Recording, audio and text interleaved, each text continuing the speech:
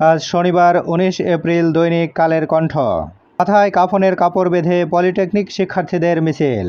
তিতাসের ৮৬২ কোটি টাকা আটকে রেখেছে মেঘনা গ্রুপ। এখনও উদ্ধার হয়নি ১৩০০ অস্ত্র, ২.৫ লাখ গোলাবারুদ।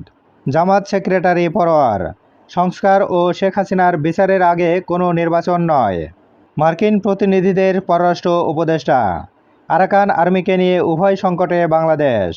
রোহিঙ্গা সমস্যার সমাধান ছাড়া মায়ানমারে শান্তি ফিরবে না। ভারতের দাবি বাংলাদেশের মন্তব্য অপ্রয়োজনীয়। ইউক্রেন রাশিয়ার যুদ্ধে আশুগঞ্জের যুবক নিহত।